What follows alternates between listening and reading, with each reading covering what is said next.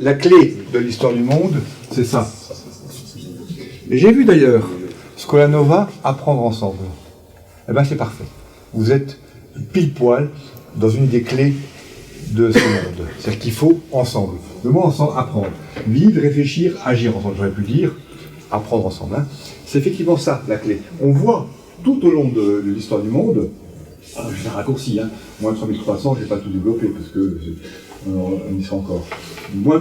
À ce jour, on voit que la clé de l'évolution et du progrès, c'est l'échange, c'est le fait de vivre ensemble, le fait de réfléchir, de penser et d'agir ensemble. C'est bien l'union, enfin, l'union fait la force, on dit toujours, mais c'est quelque chose comme ça. C'est-à-dire que ça, c'est une des clés de l'histoire du monde, ça. Si on n'est pas ensemble, solidaire, après il y a la solidarité, si on n'est pas solidaire par rapport à ce qu'on fait dans un groupe donné, eh bien on avance moins vite, enfin, on avance plus vite quand on est seul, mais on avance moins loin. Voilà ce que je dirais. On avance plus loin quand on est ensemble. C'est ça la clé. Il faut être ensemble, toujours. Réfléchir, penser, agir ensemble. C'est important. Ensemble, pas forcément la terre entière, mais prendre un groupe de personnes avec qui on se sent proche et construire ensemble un projet, un avenir, etc. C'est ça la clé.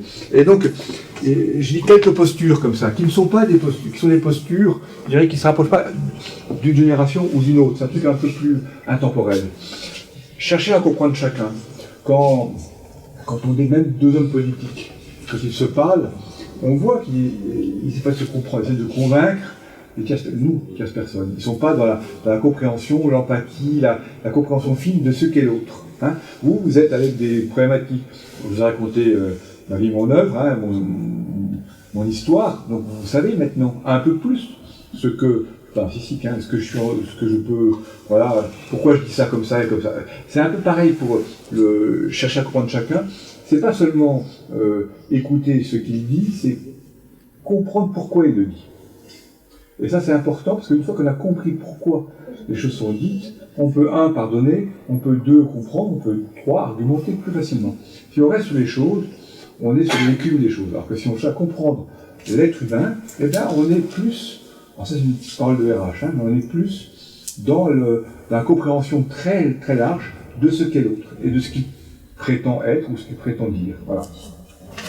Nous mettre aucun argument. Il faut malgré tout, il ne faut pas que du feeling et du sentiment. Ouais, j'ai kiff avec lui, avec elle, ça ne suffit pas. C'est bien. Mais il faut aussi, il faut se méfier des opinions. Ouais, moi je pense que, je sais pas quoi, toutes les femmes, machin. Opinion de côté. Les faits, les arguments. Ça c'est important. Pourquoi il n'y a qu'une seule femme dans un cours de BTS? Mais c'est le fruit de pas mal de contraintes, d'adversité en France. Et on peut argumenter là-dessus. On va pas lui dire c'est une opinion parce que mon opinion c'est que ça correspond plus à des garçons qu'à des filles. Ça c'est une opinion. C'est faux. L'opinion, faites gaffe aux opinions. Intéressez-vous aux faits. Toujours les faits plus que les opinions. Dissocier, voilà, la phrase suivante. Les faits des opinions. Les faits, c'est les faits, quoi. On ne peut pas dire il fait beau, quoi. Alors, vous dites, oui, mais d'après moi, il fait plus froid, ressenti que ça. Le froid ressenti, c'est une vaste fumisterie, ça. Le froid ressenti. Et il fait froid, il fait pas froid. Non, mais ok, il y a un peu de vent et ça rajoute un sentiment d'inconfort. Mais froid ressenti, c'est. Comment un journaliste peut dire que le froid ressenti est moins 15 alors que le ressenti, c'est moi qui l'ai. C'est pas lui. Qu'est-ce qu'il peut savoir de ce que je ressens? Ça va pas. Donc c'est bien quelque chose qui est complètement délirant. Les faits, c'est qu'il fait moins 5, et c'est tout. Chacun ressent moins 5 comme il le veut. Peut-être que les Inuits, les Esquimaux, ils sont en maillot de bain à se baigner, parce qu'il fait bon pour eux. Et alors, le ressenti n'est pas même selon l'individu. Donc bien dissocier le fait des opinions et ce qui fait du ressenti. Demander à chacun ses propositions. Là aussi, faire l'effort. Ça, c'est un effort. Hein. C'est demander à l'autre, pour travailler, réussir, se former, apprendre, et agir ensemble, il faut aussi, ça passe par, il faut demander à chacun ses propositions. C'est quoi, d'après toi, qu'est-ce qu'on pourrait mettre en place pour que ça aille mieux dans la classe, dans l'école, dans le monde, dans la société, dans l'entreprise. Voilà, juste ça. Vous cherchez l'intérêt général. Oui, il y a 3 types d'intérêts, si je veux aller vite là-dessus. Il y a l'intérêt perso, ma pomme. Moi, je veux gagner beaucoup d'argent, intérêt perso. Je veux une BMW, intérêt perso. Il y a l'intérêt corporatiste. je veux défendre Oracle, parce que Oracle est une bonne boîte, et je veux qu'elle gagne contre Microsoft, contre Facebook et contre Google. Et puis l'intérêt général. L'intérêt général, je me fiche de...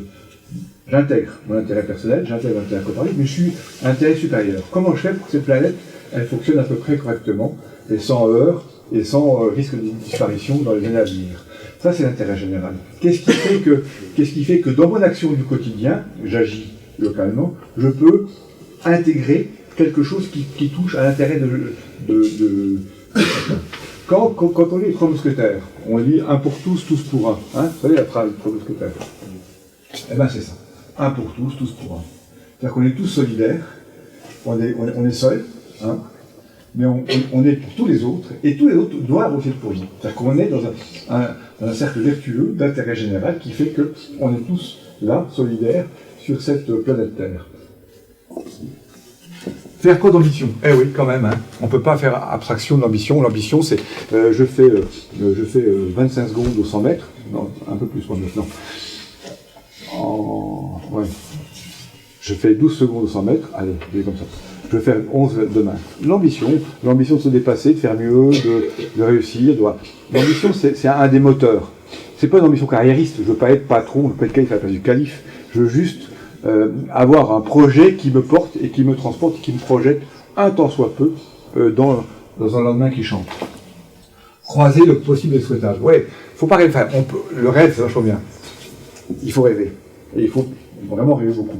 En même temps, il faut quelquefois être un peu plus... il faut, quand on est sur un projet de vie, il faut être un tout petit peu réaliste par rapport à ce qu'il apporte du rêve, intéressant, et ce qu'il n'a pas de la réalité. Ça, c'est important aussi, croiser le possible et le souhaitable. Chercher à ouvrir les esprits. Voilà ce qu'on fait là. On essaie de dire, voilà, on porte une vie, un exemple, un modèle, une opinion, une conviction. Vous êtes d'accord, pas d'accord? Ça ouvre l'esprit, ça vous fait réfléchir à des trucs, à vous, à votre vie, à vos parents, à ce que vous voulez. Ça ouvre l'esprit.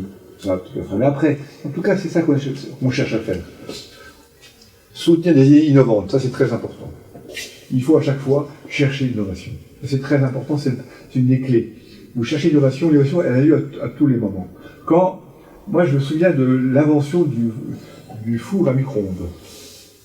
Pour vous, le matin, papa réveillé, porte le bol de lait, le bouton, ça marche, c'est fini, vous partez, vous levez, vous partez. Il ne faut pas ça comme ça, mais comment ils font ça?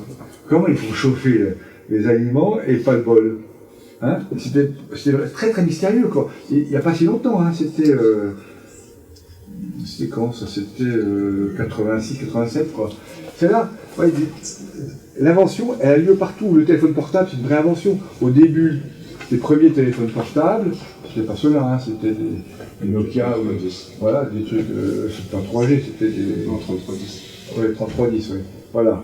Et bien, on se dit, mais à quoi ça sert? Ça sert à rien, juste à prévenir qu'on est en retard, c'est tout. Et encore, on dit c'est ça. Alors que maintenant, vous voyez, à quoi? Maintenant, vous utilisez ça, mais il y a tout dessus. Internet, Google, vous avez tout ce que vous voulez. Très important. Et puis enfin, être responsable de toute la cité. Ça veut dire que vous avez une action citoyenne aussi à mener. Alors ça, c'est un peu compliqué à expliquer, mais c'est important aussi de dire, on est dans un corps social, on est tous réunis là, on est tous élèves, ou profs, ou peu importe, et que ça forme un corps, et que ce corps-là est solidaire. Et qu'on est responsable de nous, de Scolanova, partout où on va, dans la cité, dans Paris, etc. Et c'est important d'avoir cette image-là, de ne pas être perso, intérêt personnel, je suis là, j'apprends, je me casse dès que j'ai fini, d'être aussi un ambassadeur d'un monde meilleur tel qu'on veut développer.